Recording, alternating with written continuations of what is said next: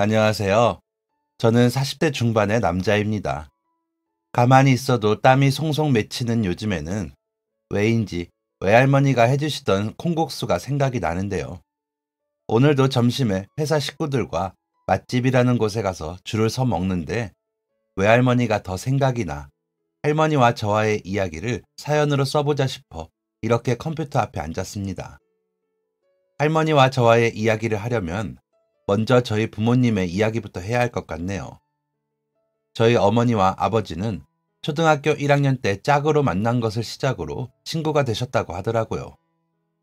한 마을이기는 하지만 골목이 달라 모르시다가 학교에 가서 만나신 거라 하더라고요. 저희 어머니가 굉장히 외향적인 분이시라 그때도 친구들 우르르 몰고 집으로 데리고 와 놀다 보니 외할머니께서 간식 챙기느라 힘드셨다고 하더라고요. 그러다 보니 저희 아버지도 함께 어머니 집에 가 놀고 간식까지 얻어먹고 집으로 가셨던 거죠. 유난히 똘똘했던 아버지를 외할머니는 예뻐해 주셨고 더 챙기셨다고 하더라고요. 그럴 수밖에 없었던 사연이 있기도 한데요. 아버지는 형제도 없는 집에 혼자 지내는 걸 알게 되신 거죠. 친할머니가 일찍 돌아가셔서 친할아버지께서 일을 다니시며 혼자 돌보셨는데 티도 안 날 만큼 아버지가 혼자서 잘 챙기고 다니셨나 봐요. 그래서 처음에는 아무도 몰랐는데 결정적으로 알게 된 일이 있으셨답니다. 저희 외할머니가 만들어주신 간식을 먹던 아버지가 눈물을 뚝뚝 흘리더래요. 그날 비가 와 부침개를 해주셨는데 너무 맛있다며 우시더래요. 비가 오는 날이라 모두들 각자 집으로 돌아갔는데 아버지가 혼자 오셔서는 미영아 놀자 하기에 때마침 부쳐놓은 부침개를 같이 먹자며 내밀었는데 아이가 우니 할머니는 무슨 일이 있나 싶어 놀라셨다고 해요. 밤털같이 예쁜 게 방울방울 눈물을 흘리는데 내 가슴이 미어지더라 라며 제게도 이야기하시곤 하셨죠. 아버지가 그렇게 우시니 저희 어머니는 무심하게 보시더니 옷소매로 아버지 얼굴을 쓱쓱 문지르며 눈물을 닦으시더니 울지 마. 너가 오니까 나도 슬프다. 부침개 먹다가 왜 울어? 라며 다시 부침개를 먹었대요. 그런 어머니를 보시던 아버지는 씩 웃더니 열심히 부침개를 먹더랍니다. 그래서 외할머니가 동네 분들에게 물어보고 알고 보니 아버지가 집에서 거의 혼자 지내는 아이였던 겁니다. 일찍 돌아가신 할머니, 일을 다니시느라 거의 집에 안 계시는 할아버지가 아버지를 돌보실 수가 없으셨던 거죠. 저희 어머니는 3녀의 형제 관계가 있으신지라 아버지는 저희 어머니를 따라와서 노는 게 좋으셨던 겁니다. 저희 어머니가 딱 셋째라 이모들이 어머니 친구들에게도 잘해주셨나 봐요. 그런 어머니 집이 아버지는 외롭지도 않고 좋으셨던 건지 다른 친구들이 오지 않는 날에도 어머니 집에 간 거죠. 아무리 할아버지가 아침 저녁으로 챙기셨다고 해도 8살 어린 남자아이가 혼자 집에 있기에는 배도 고프고 외로웠을 거라 생각합니다. 외할머니는 그런 사정을 아시고 난 후에 아버지를 더 챙기셨답니다. 아들이 없어 어른들과 외할아버지의 눈치를 보던 외할머니께 아버지는 아들 키우는 맛을 주셨다고 하더라고요. 어린 게 자존심이 살아서 혼자 힘든 티 안 내려고 얼마나 야무지게 하는지 안 예쁠 수가 없더라. 라며 흐뭇한 미소를 짓던 할머니의 얼굴에는 뿌듯함이 있었습니다. 큰이모도 너희 아빠는 우리 엄마한테 아들이었어. 얼마나 예뻐했다고. 라고 하실 정도로요. 그렇게 외갓집에 드나들기 시작한 아버지는 중학교, 고등학교에 가서도 저희 외갓집에 오셨답니다. 여름이면 콩국수 달라고 찾아오고 겨울이면 부침개 달라고 찾아오더래요. 여중과 남중으로 갈라져 어머니와 마주칠 일이 없는데도 할머니를 만나러 오고 눌러앉아 간식을 먹고 있고 했답니다. 그러다 어머니가 고등학교에 올라가고 얼마 뒤에 외할아버지가 돌아가셨는데 그때 아버지가 굳은 잡일을 도우시며 장례일을 도왔고 그런 아버지에게 어머니는 이성적인 감정이 드셨답니다. 그래서 아버지가 오면 할머니를 도와 챙기기도 하고 같이 심부름도 가고 그러셨답니다. 그러다 고등학교 졸업 후 아버지가 군대에 가셨고 어머니는 면회도 가고 편지도 쓰고 하면서 제대 후 결혼을 하셨답니다. 친할아버지는 어머니를 반기셨고 예뻐해 주셨답니다. 결혼을 하고도 한 마을에 살다 보니 외할머니와도 왕래가 많았고 아버지는 좋은 게 생기면 무조건 할머니께 먼저 가져가 놓고 가셨답니다. 그런 아버지를 할머니는 사위가 아닌 아들처럼 챙기셨고요. 공부를 잘했던 아버지가 학업을 이어가지 못한 것을 안타깝게 여기시던 할머니는 현석아, 그러지 말고 공부해. 장모 좋다는 게 뭐니? 너 잘하는 공부 마저 하게 해줄게. 라고 하셨지만 아버지는 어머니, 내가 공부하면 미영이는 어떻게 해? 미영이 먹여 살려야지. 뱃속의 아이는 어쩌고. 우리 아버지도 고생 그만하게 하시려면 내가 얼른 벌어야지. 내가 얼른 돈 많이 벌어서 우리 어머니도 호강시켜주고 하시면서 일을 다니셨답니다.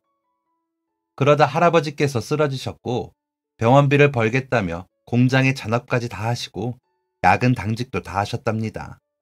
할아버지 간호는 어머니와 할머니가 하셨는데 어머니가 저를 임신하고 계시다 보니 혼자서 할 수 없어 할머니 손을 빌릴 수밖에 없으셨던 거죠. 할아버지는 미안하셨는지 할머니를 내외하시면서도 간호를 받으셔야 하니 많이 힘들어 하셨다고 하더라고요. 하지만 다른 방도가 없으니 간호를 받으시긴 했지만 많이 우시고 속상해 하셨답니다. 그러다 제가 태어나기 2달 전에 돌아가셨는데 저희 외할머니께 사돈 고맙습니다. 우리 현석이 잘 부탁합니다. 라고 하셨다고 하더라고요. 할머니는 그 말에 아버지를 더 챙기셨다고 해요. 어머니가 말씀하시기를 너희 할머니는 딸인 나보다 너희 아버지 보시려고 우리 집에 오셨어.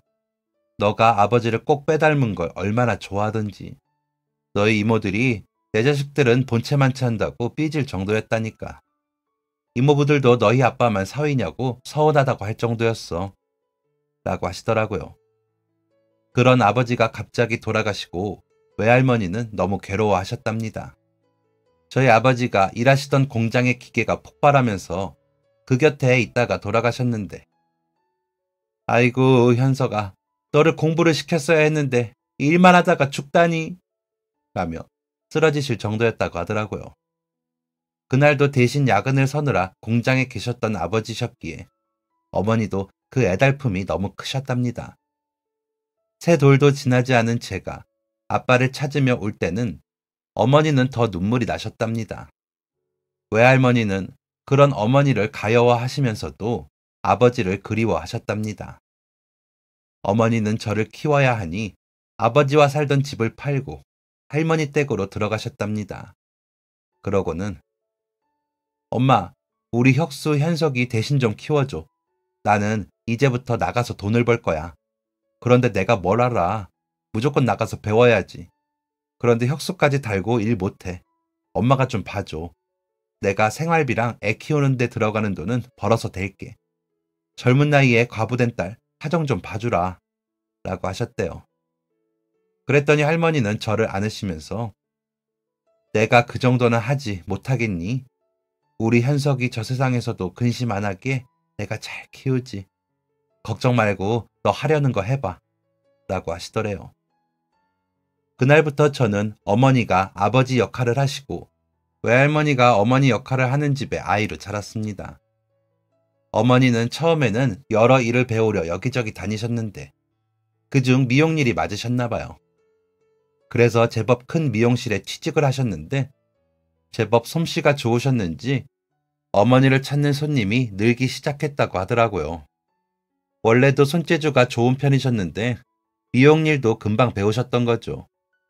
할머니는 팔자 드센 여자나 하는 일을 굳이 한다고 그러냐. 안 그래도 딱한데.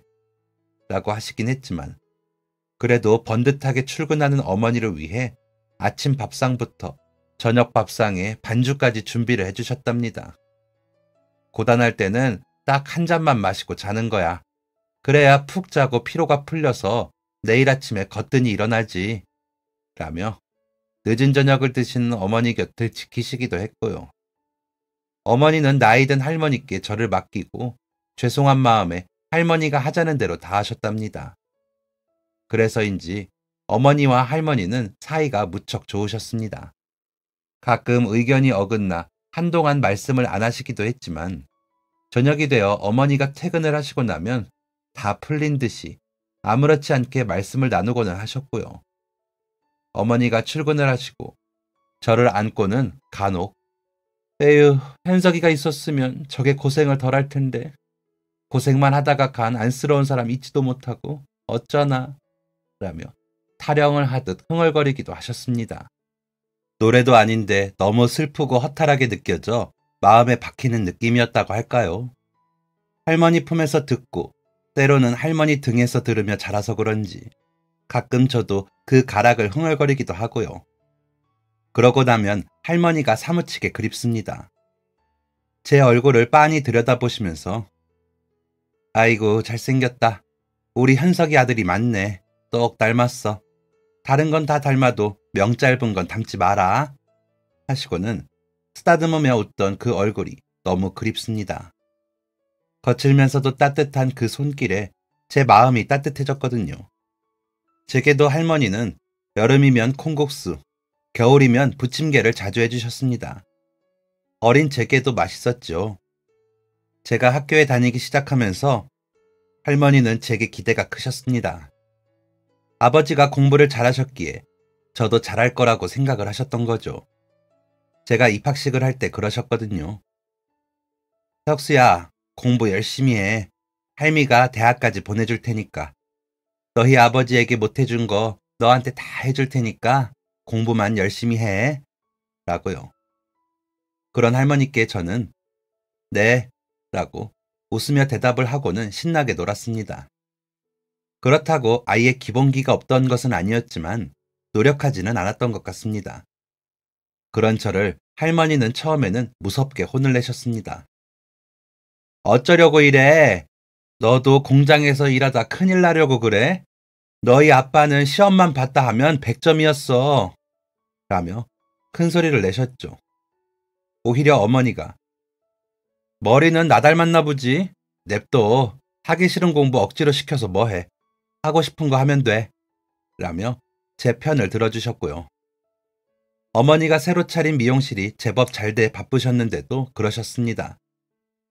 할머니는 무척 못마땅해 하셨지만 점점 크는 제게 닥달하면 제가 엇나갈까 싶으셨는지 그저 공부 좀 하고 놀아라 라고만 하셨습니다.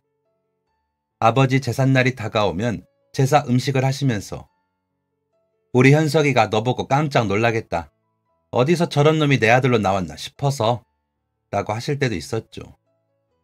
그런데도 제가 아버지 넉살을 닮았는지 할머니께 애교를 부리며 할머니, 그래도 내가 할머니 세상에서 제일 사랑하는데 진짜 나보다 아버지가 좋아?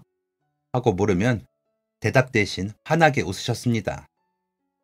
저는 그런 할머니의 미소를 보며 만족을 했고요. 사진 속의 아버지는 정말 저와 닮았지만 목소리도 알 수 없고 어떻게 웃는지도 알 수 없던 저는 아버지에 대한 그리움보다는 궁금함이 더 커졌습니다. 어떤 사람이기에 할머니가 그토록 대견해하시며 이렇게 그리워하실까 하는 궁금증도 있었고 나와 얼마나 닮았을까 하는 궁금증도 있었습니다. 하지만 아버지 제삿날마다 반주가 한 잔이 아닌 여러 잔이 되는 어머니와 부엌에서 눈물만 연신 훔치시는 할머니께 묻지도 못했습니다. 그래서 아버지에 대한 궁금증은 마음속 깊이 묻을 수밖에 없었죠.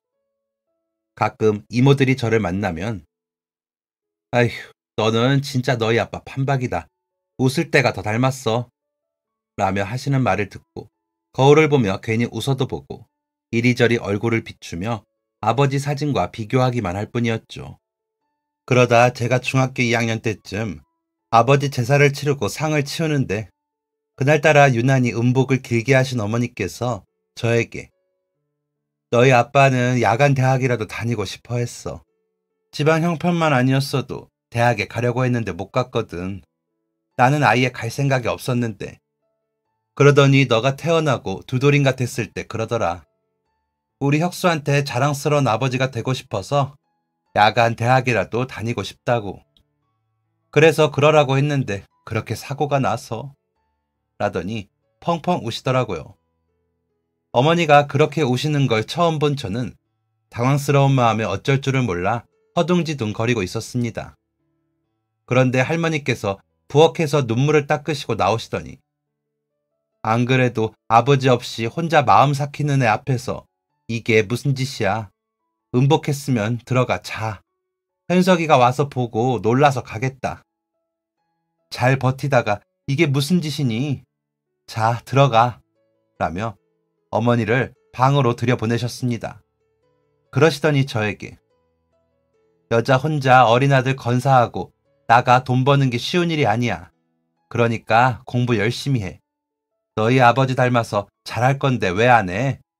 라며 눈을 흘기시더니 아버지 사진을 보시며 현석아, 우리 혁수 공부 좀 하게 해줘라. 라더니 다시 눈물을 닦으시며 상을 치우셨습니다.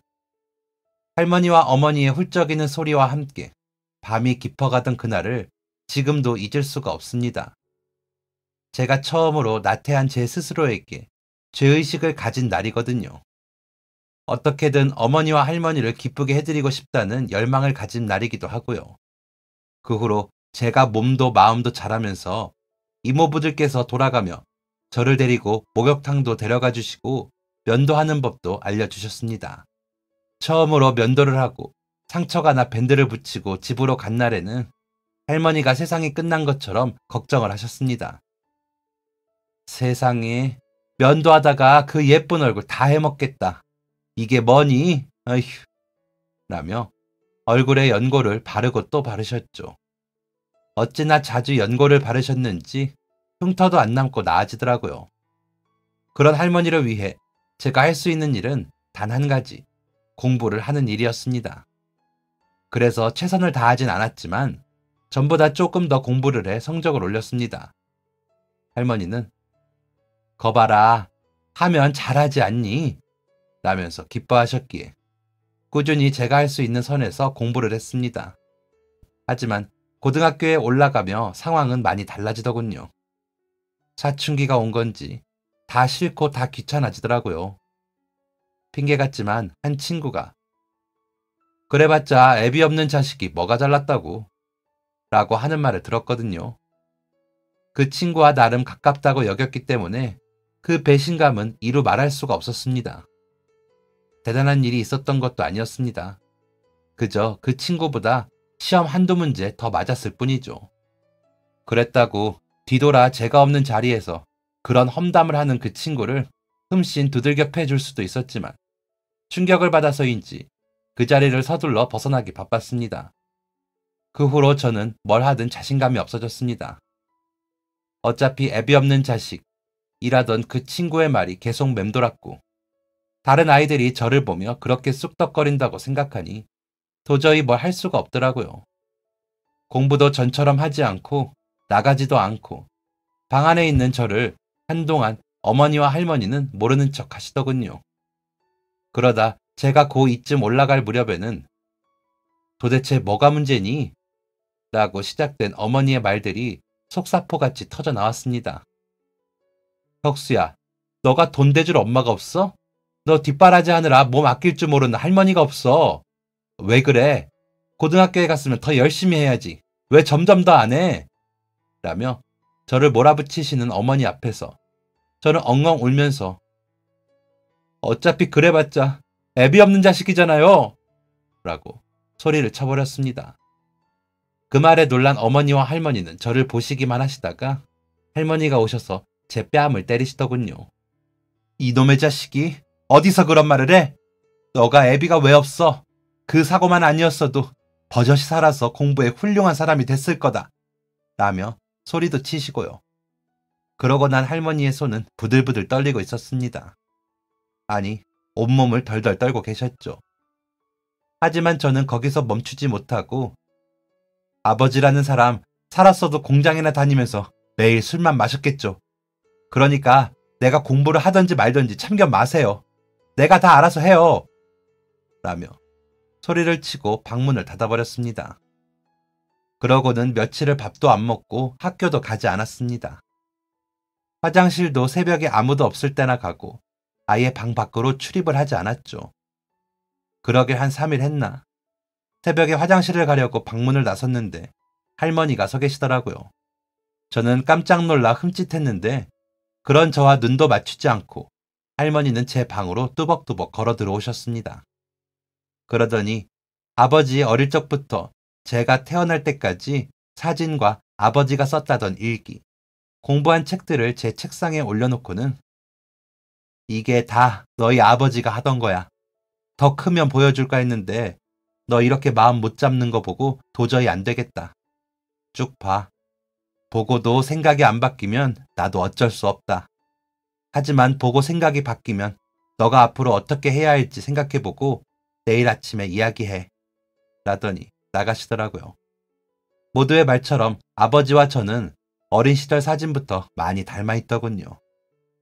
어린 아버지와 어린 어머니가 함께 웃는 사진은 왜인지 모르게 가슴이 쿵하고 내려앉는 느낌이 들더라고요. 그러다 읽은 아버지 일기에는 매일이 희망적인 말들 뿐이었습니다. 저보다 더 어려운 상황들이었는데도 말이죠. 돈이 없어 대학을 포기할 때도, 군대에서 고된 훈련을 받았을 때에도, 할아버지가 쓰러지셔서 비싼 병원비를 감당해낼 때조차도 희망을 놓지 않으셨더라고요. 그 일기 마지막 부분에는 저에 관련된 이야기들이 많았는데 그중 우리 혁수가 날 닮아 그런지 머리가 좋은 것 같다. 나중엔 내가 공부 잘하는 소년이었다는 걸 믿어주지 않겠지. 그때 부끄럽지 않은 아버지가 되기 위해 야간대학이라도 다녀야겠다. 혁수에게 아버지는 힘든 와중에도 포기하지 않았으니 너도 나중에 아무리 힘든 일이 일어나도 포기하지 말라고 당당하게 말해주려면 말이다. 라는 문구는 저를 몸서리칠 만큼 부끄럽게 만들더군요. 그리고 할머니가 어떻게 가지고 계셨는지는 모르겠지만 12년 동안 아버지가 학교에 다니며 받은 상장과 성적표들이 아버지가 얼마나 영리하셨는지 증명해 보이더군요. 저는 아버지의 사진과 일기장, 상장, 성적표들을 끌어안고 울었습니다. 제가 태어나 돈을 더 벌어야 했던 아버지가 가엾고 아깝다는 생각에 눈물이 나더라고요. 할머니가 저를 품에 안고 불쌍해하셨던 제 어머니와 아버지에 대한 부끄러움과 미안함에 눈물이 났습니다. 그렇게 한바탕 울었더니 동이 터오르더군요. 해가 떠오르니 앞으로 제가 어떻게 살아야 할 것인가에 대한 고민이 시작되더군요. 그렇게 하루를 꼬박 가만히 앉아 생각에 생각을 했습니다.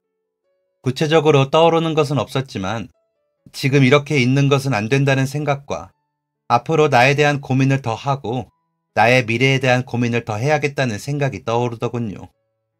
그래서 방 밖으로 나가 어머니와 할머니께 잘못했다고 빌었습니다. 다시는 안 그럴게요.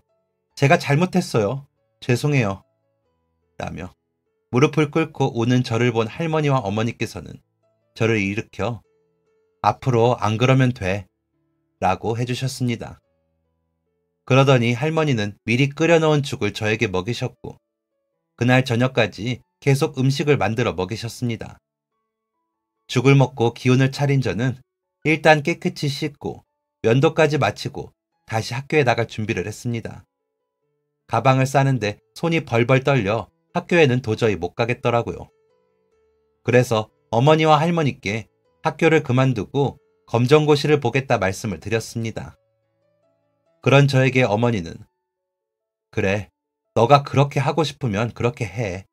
대신 그 책임도 너가 지는 거야. 라고 하셨고 할머니는 뭐라고 하고 싶어 하는 눈치였지만 말을 아끼시더라고요. 저는 더 이상 할머니와 어머니를 실망시켜드릴 수 없었기에 열심히 공부해 검정고시에 합격을 했습니다. 그러고는 재수생들이 다니는 학원을 다니며 대학을 들어가기 위해 공부를 시작했습니다. 검정고시에 합격하기는 했지만 대입 공부는 또 다르더라고요. 어렵기도 하고 장기전이다 보니 집중이 잘 안 됐습니다. 그러다 같이 학원에 다니던 한 형이 나 내일 군대 간다. 우리 부모님 모르게 가려고. 우리 엄마 아버지는 집안에 대학생 하나 만들어보자고 성하시지만 아무리 생각해도 나는 공부랑 안 맞아. 차라리 군대 제대해서 기술 배워가지고 번 돈으로 효도하는 게 빠를 것 같아. 학원비도 아끼고 라고 하더군요. 그러더니 정말로 다음 날부터 학원에 나오지 않더라고요. 그때 제가 적잖이 충격을 받았던 것 같습니다. 꼭 대학에 가지 않고도 다른 방향으로 갈 수도 있겠다는 생각도 들었고요. 번번이 떨어지는 모의고사 성적에 자신감이 많이 떨어지기도 했던 터라 더 그렇게 느꼈던 것 같습니다. 처음으로 도전한 대입도전에서 입시에 실패한 저는 군대에 가야겠다고 생각을 했습니다. 그래서 자원 입대를 해버렸죠. 입대 날짜가 나오고도 어머니와 할머니께 말씀드리지 않았습니다. 그러다 입대 첫날 갑자기 제가 군대에 간다고 하자 어머니와 할머니는 기가 막혀 하시더라고요.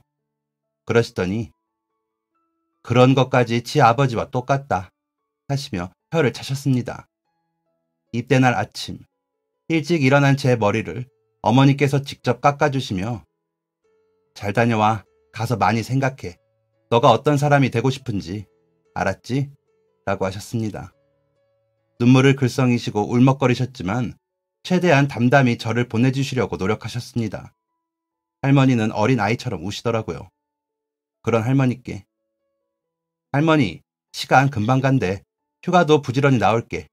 나중에 나 귀찮다고만 하지 마. 알았지? 걱정 말고 계세요. 라며 어리광을 부리고 있는 힘껏 두 분을 안아드리고는 저는 집을 나섰습니다. 대문 앞을 나섰는데 왜인지 모르게 제가 달라진 것 같은 느낌에 조금 이상하더라고요. 지금 생각해보면 여전히 어리고 유치할 뿐인데 그때는 왜 그렇게 어른이 된 것 같았는지 모르겠습니다. 군대는 정말 힘든 곳이었습니다. 훈련도 힘들고 사람 관계도 힘들더군요. 아무 생각 없이 시간이 가는 대로 나를 맡기라는 충고는 하나도 소용이 없었습니다.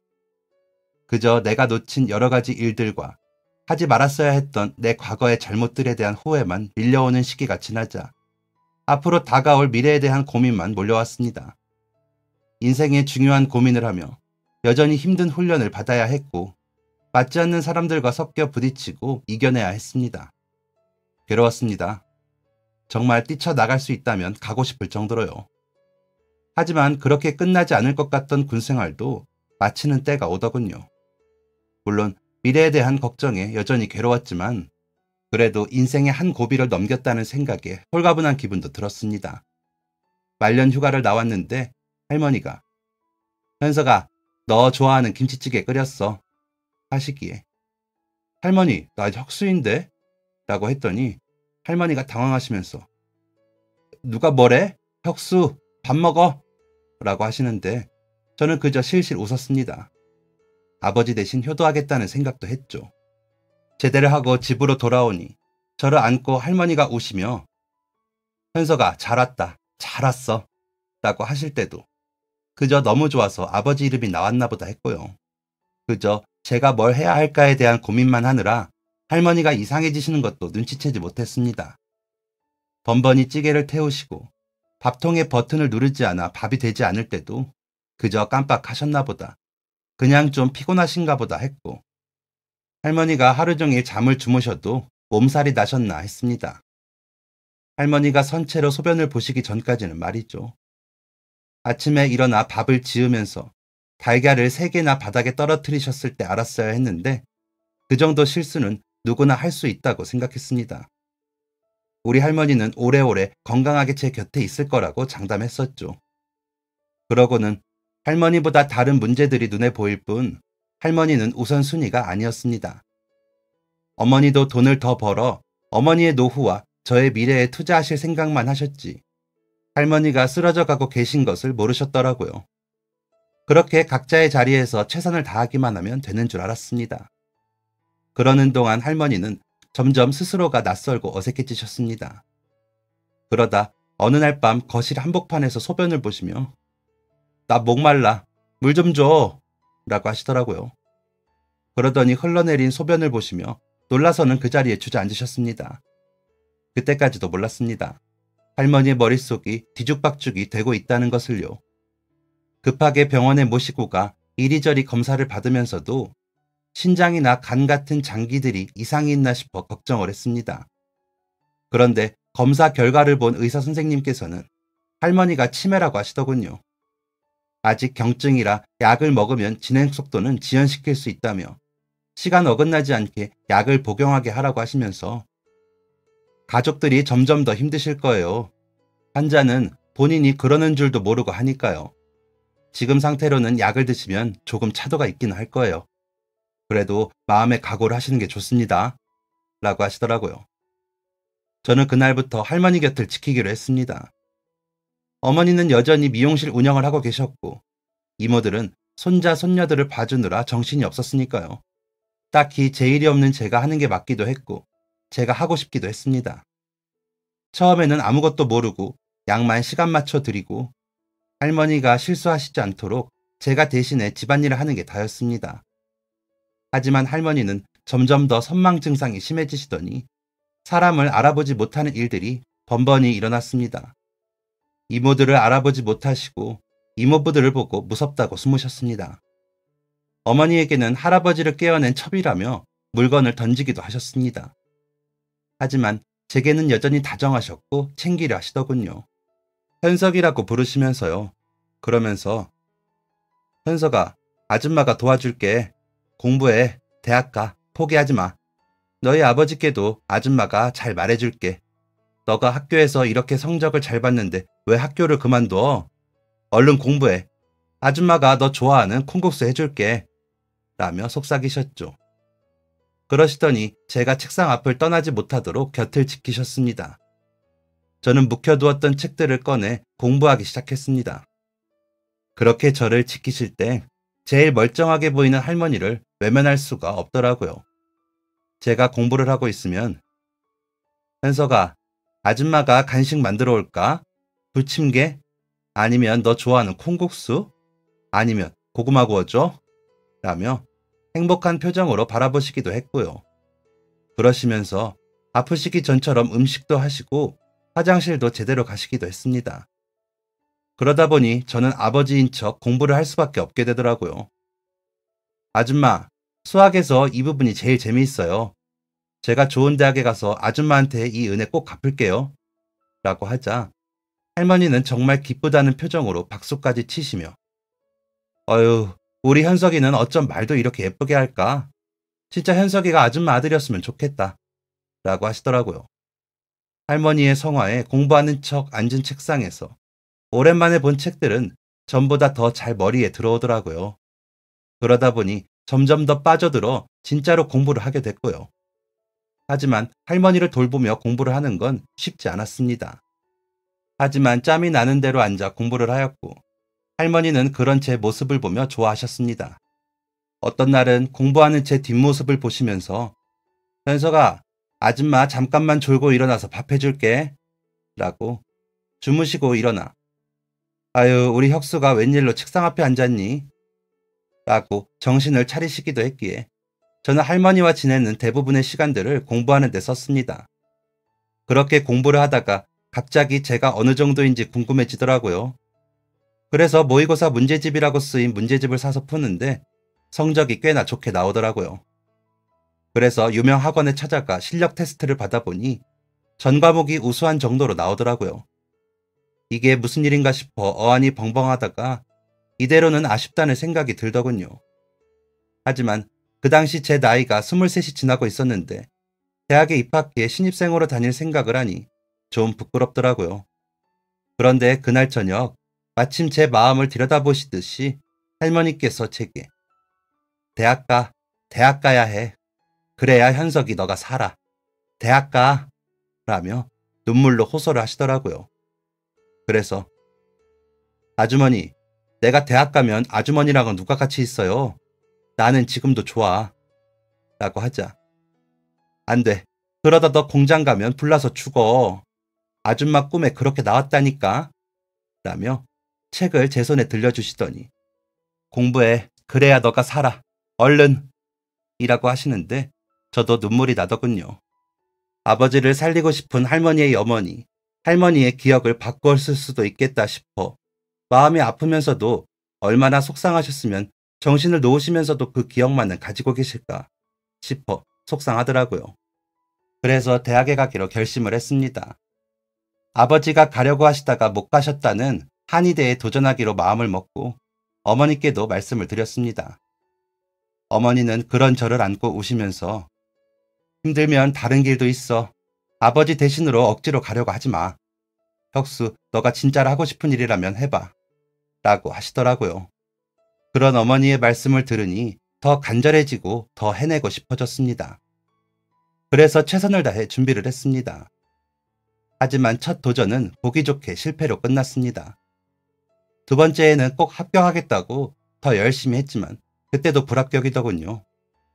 하지만 점점 더 저에 대한 기억보다 아버지에 대한 기억으로 살고 계시는 할머니께 꼭 한의대 합격증을 드리고 싶다는 생각에 한 번만 더 도전해보기로 했습니다.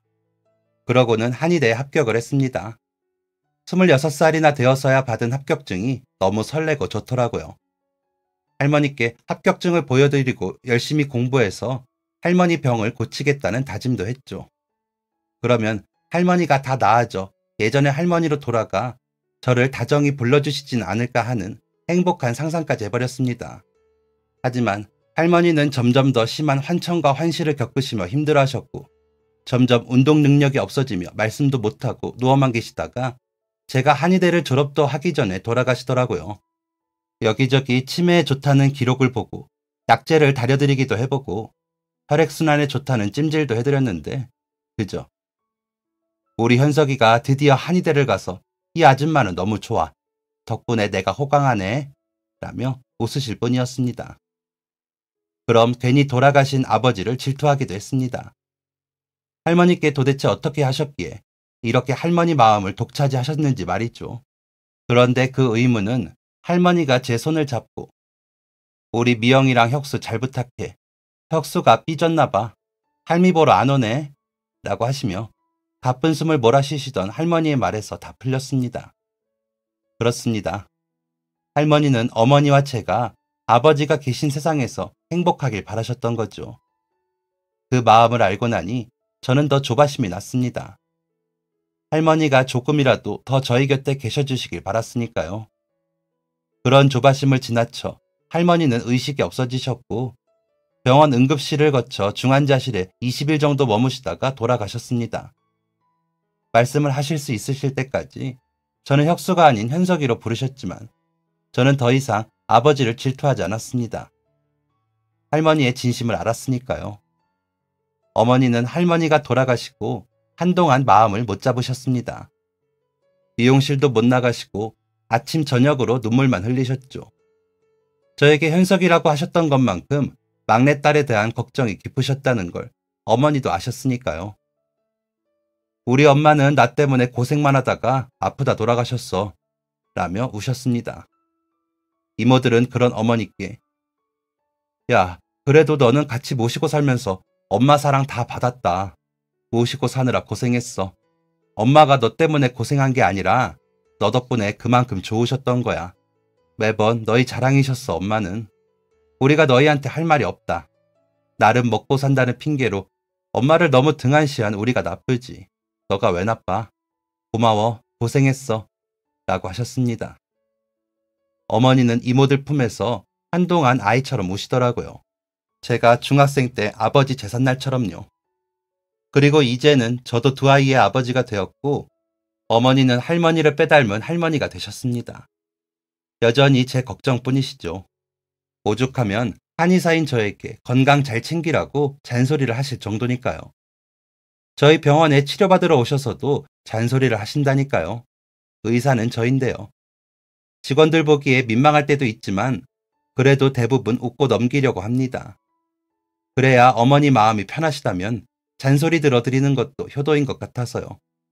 부모의 눈에는 자식은 챙겨야 할 숙제 같은 존재인 것 같습니다. 저도 저희 아이들에게 그러지 말아야지 하면서도 자꾸 잔소리를 하고 있더라고요. 그래서 그냥 어머니의 잔소리를 듣고 있습니다. 그러다 보면 할머니가 부들거리며 제 뺨을 치신 그날이 떠오릅니다. 두 분을 너무 아프게 해드린 것 같아 죄송한 그날의 기억이 저를 어머니 앞에 더 작은 아이로 만들거든요. 작은 아이가 된 저는 어머니의 사랑을 바라고 그 사랑에 감사합니다. 그러면서도 돌아가신 할머니의 그 떨리던 손끝이 사랑으로 느껴질 만큼 저도 나이를 먹기는 했나 보다 싶습니다. 하늘에서 저를 보시는 할머니께서도 놀라시겠죠. 아버지와 함께 지켜보시면서 저 녀석 나 살아있을 때나 저렇게 정신 좀 차리지 하실 수도 있고요. 그래서 매일 아버지, 할머니께 말씀드립니다. 정신 차리고 살 수 있게 해주셔서 감사하다고요. 기억의 끈을 놓는 마지막까지 저를 포기하지 않아주셔서 감사하다고도 말합니다. 다시 만나는 그날까지 저는 더 열심히 살다가 더 훌륭한 사람이 되어서 뵙겠다고요. 그러고 나면 매일 더 열심히 사라지더라고요. 아버지가 못다 하신 것 하면서 할머니가 마지막까지 만들어주신 제 인생이 더 값지게 느껴져서요. 허투루 보낼 수가 없습니다. 그래서 앞으로 어머니와 아내, 아이들과 함께 더 행복하고 멋지게 살아보려고 합니다. 여러분들도 부모님이 주신 자신의 삶을 더 멋지게 사는 하루하루가 되시길 바랍니다. 그것이야말로 최고의 효도가 아닐까요? 더 나은 삶이라는 건 그런 것 같습니다. 더 행복한 날들이 되시길 바라며 이만 글 마치겠습니다. 저의 어리석고 어린 날들의 이야기들을 함께 해주셔서 감사합니다. 지금까지 사연 들어주셔서 감사합니다. 사연이 재밌으셨다면 구독과 좋아요를 눌러주세요. 감사합니다. 안녕히 계세요.